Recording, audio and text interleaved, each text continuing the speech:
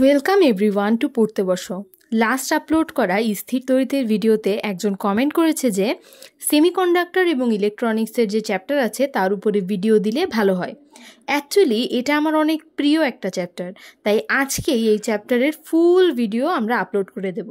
এখানে যা পড়ানো হচ্ছে তার বাইরে সেমিকন্ডাক্টরে তোমাদের অ্যাডমিশনেও লাগবে না, তাই দ্রুত আমাদের চ্যানেলটা সাবস্ক্রাইব করে দাও এবং তোমরাও কমেন্ট করে জানাও যে আর কোন কোন টপিকে ভিডিও দিলে তোমাদের জন্য ভালো হয়। এবং এখন তাহলে আমরা পড়াশোনা শুরু করি। তড়িৎ পরিবাহিতার উপর ভিত্তি করে কঠিন পদার্থকে তিনটি শ্রেণীতে ভাগ করা যায়, যথা পরিবাহী, অন্তরক এবং অর্ধপরিবাহী। এবার আমরা পরিবাহীর বৈশিষ্ট্য সম্পর্কে জানার চেষ্টা করব। পরিবাহীর প্রধান বৈশিষ্ট্য হলো এর মধ্য দিয়ে সহজেই তড়িৎ চলাচল করতে পারে।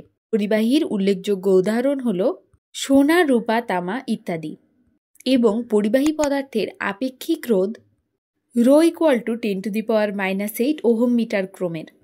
10⁻⁻8 অর্থাৎ অনেক ছোট একটা মান। মূলত যেহেতু এর রোধের পরিমাণ কম, এজন্যই এর মধ্য থেকে সহজে তড়িৎ চলাচল করতে পারে। এবার আমরা চিত্রে দুইটা ব্যান্ড দেখতে পাচ্ছি। উপরের ব্যান্ডটার নাম আমরা বলবো সিভি, সিভি অর্থাৎ কন্ডাক্টিভ ব্যান্ড অর্থাৎ পরিবহন ব্যান্ড, এবং নিচের ব্যান্ডটার নাম বলবো ভিবি অর্থাৎ ভ্যালেন্স ব্যান্ড। ভ্যালেন্স ব্যান্ড মানে হলো যোজনী ব্যান্ড। এতটুকু বুঝলেই হচ্ছে।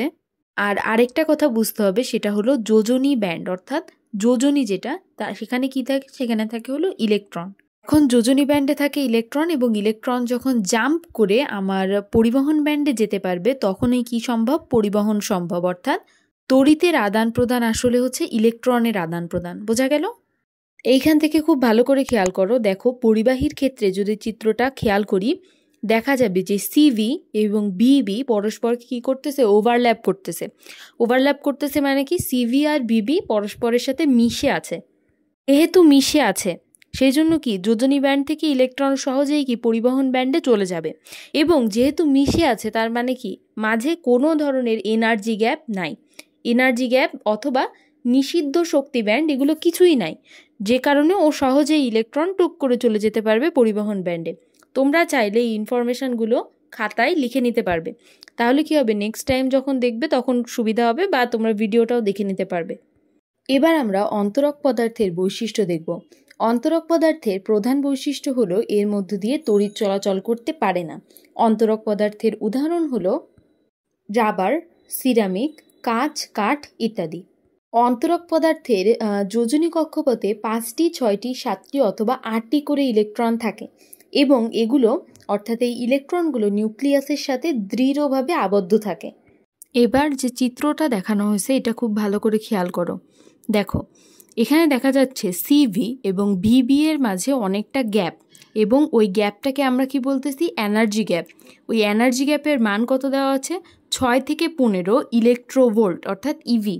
তাহলে আমরা কি দেখলাম যে অন্তরক পদার্থের পরিবহন ব্যান্ড এবং যোজনী ব্যান্ডের মাঝে একটা এনার্জি গ্যাপ আছে, যার মান হলো 6 থেকে 15 ইলেকট্রোভোল্ট পরিমাণ। এই যে 6 থেকে 15 ইলেকট্রোভোল্ট, এটা হচ্ছে অনেক বড় একটা শক্তি ইলেকট্রনের জন্য। যেহেতু ইলেকট্রন এই শক্তিটা অর্জন করতে পারে না, সেই কারণে তারা যোজনী ব্যান্ড থেকে জাম্প করে পরিবহন ব্যান্ডে যেতে পারে না। যেহেতু ইলেকট্রন যোজনী ব্যান্ড থেকে পরিবহন ব্যান্ডে যেতে পারে না, অর্থাৎ ইলেকট্রনের পরিবহন হয় না, এজন্য অন্তরক পদার্থের মধ্য দিয়ে কি হয় না, তড়িৎ পরিবহন হয় না। এবং অন্তরক পদার্থের আপেক্ষিক রোধ rho equal to 10⁻12 ohm meter ক্রমের। এই ইনফরমেশনগুলো থেকে এমসিকিউ আসতে পারে, এজন্য এগুলোর উপরেও তোমরা মনোযোগ দিবে। এবার আমরা শিখব এই অধ্যায়ের সবথেকে মেইন টপিক, সেটা হলো অর্ধপরিবাহী। অর্ধপরিবাহীর বৈশিষ্ট্যগুলো এই জন্য অনেক বেশি ইম্পর্টেন্ট। অর্ধপরিবাহীর প্রধান বৈশিষ্ট্য হলো এটি কখনো পরিবাহীর মতো আচরণ করে, আবার কখনো অন্তরক পদার্থের মতো আচরণ করে। বিশেষ করে পরম তাপমাত্রায় অর্থাৎ 0 কেলভিন তাপমাত্রায় অর্ধপরিবাহী অন্তরক পদার্থের ন্যায় আচরণ করে। অর্ধপরিবাহীর উদাহরণ কোনগুলো, gallium, silicon, carbon, cadmium, arsenide, sulphide ইত্যাদি। বেসিক্যালি 14 নম্বর গ্রুপের ম্যাক্সিমাম মৌলই হচ্ছে অর্ধপরিবাহী। যেহেতু এটি 14 নং গ্রুপের সদস্য, এজন্য এদের যোজনী কক্ষপথে কয়টা ইলেকট্রন থাকে, 4টা ইলেকট্রন। এই ইনফরমেশনটা আমাদের কাছে অনেক বেশি ইম্পর্টেন্ট, যেটা আমরা একটু পরেই বুঝতে পারবো। এখানে অর্ধপরিবাহী পদার্থের মধ্যে একটা পরিচিত অর্ধপরিবাহী পদার্থ হলো সিলিকন, যার পারমাণবিক সংখ্যা হলো 14। এর ইলেকট্রন বিন্যাস করালে এই উপরের মতন চিত্র দেখা যাবে। এক্ষেত্রে দেখা যাচ্ছে যে যোজনী কক্ষপথে 4টা করে ইলেকট্রন থাকে, যেটাকে আমরা নিচের চিত্রের মতো করে প্রকাশ করতে পারি যে এর বাইরে কয়টা 4টা ইলেকট্রন আছে। এখন কোথাও তো কোনো ধাতুর একটা মাত্র সিলিকন পরমাণু বা জার্মেনিয়াম পরমাণু থাকে না, একাধিক পরমাণু থাকে। সেই একাধিক পরমাণুর মধ্যে যোজনী স্তরে যে 4টা করে ইলেকট্রন থাকে, সেই 4টা ইলেকট্রন নিজেদের মধ্যে ইলেকট্রন শেয়ারিংয়ের মাধ্যমে সমযোজী বন্ধন গঠন করে। চিত্রে জার্মেনিয়ামের মাধ্যমে সেই চিত্রটা দেওয়া আছে যে কিভাবে ইলেকট্রন দুইটা করে শেয়ার করে তারা সমযোজী বন্ধন গঠন করতেছে। এখন একটা বিষয় বোঝা উচিত যে সমযোজী বন্ধনটা কি তুলনামূলকভাবে একটা দুর্বল বন্ধন। যেহেতু এটা একটা দুর্বল বন্ধন, এই জন্য আমরা যদি তাপ দেই, অর্থাৎ যদি তাপমাত্রা বাড়াই, তখন কি হবে, এই সমযোজী বন্ধনগুলো ভেঙে যাবে এবং ইলেকট্রনগুলো মুক্ত হয়ে যাবে। যখন মুক্ত হয়ে যাবে তখন এরা কি ইলেকট্রন শেয়ার করতে পারবে, অর্থাৎ পরিবাহীর মতো আচরণ করবে। এবং যখন তাপমাত্রা কম থাকবে, অর্থাৎ সমযোজী বন্ধনটা টাইট থাকবে, তখন এরা অন্তরক পদার্থের মতো আচরণ করবে। এবার যদি চিত্রটা ভালো করে খেয়াল করি তাহলে আমরা বুঝতে পারবো যে সেমিকন্ডাক্টরের ক্ষেত্রে আমার ভ্যালেন্স বন্ড এবং কন্ডাক্টিভ বন্ডের মধ্যে কিছুটা এনার্জি গ্যাপ থাকে। আর এই এনার্জি গ্যাপের পরিমাণ হলো 1.1 EV, এর সমান অথবা এর থেকে কম। ভিন্ন ভিন্ন পদার্থের সেমিকন্ডাক্টরের ক্ষেত্রে ভিন্ন ভিন্ন এনার্জি গ্যাপের মান থাকে, যেটা আমরা এবার দেখব। এখন যে দুইটা ইনফরমেশান দেওয়া হবে সেই দুইটা এমসিকিউ এর জন্য অনেক বেশি ইম্পর্ট্যান্ট, হুইচ ইজ জার্মেনিয়ামের ক্ষেত্রে নিষিদ্ধ অঞ্চলের মান হলো 0.7 ইলেকট্রোভোল্ট এবং সিলিকনের ক্ষেত্রে নিষিদ্ধ অঞ্চলের মান হলো 1.1 ইলেকট্রোভোল্ট। এবার আমরা জানবো সেমিকন্ডাক্টরের প্রকারভেদ সম্পর্কে। সেমিকন্ডাক্টর মূলত দুই প্রকার, একটা হলো পিওর সেমিকন্ডাক্টর আর একটা হলো ইমপিওর সেমিকন্ডাক্টর।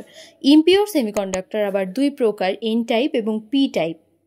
পিওর সেমিকন্ডাক্টর বলতে সেই সেমিকন্ডাক্টরকে বোঝায় যাতে কোনো কেলাস ত্রুটি নেই এবং এতে কোনো বিজাতীয় পরমাণু থাকবে না। এই কনসেপ্টটা তোমরা একটু পরে যখন আমরা ডোপিং শিখব তখন ভালো করে বুঝতে পারবে যে বিজাতীয় পরমাণু থাকা না থাকা মানে কি বলতে চাচ্ছে। সমানভাবে আমরা দেখতে পাই যে ইমপিওর সেমিকন্ডাক্টরের সংজ্ঞায় লিখতে পারি যে এটা এমন এক ধরনের সেমিকন্ডাক্টর যেখানে কোনো কেলাস ত্রুটি আছে এবং এতে বিজাতীয় পরমাণুও আছে।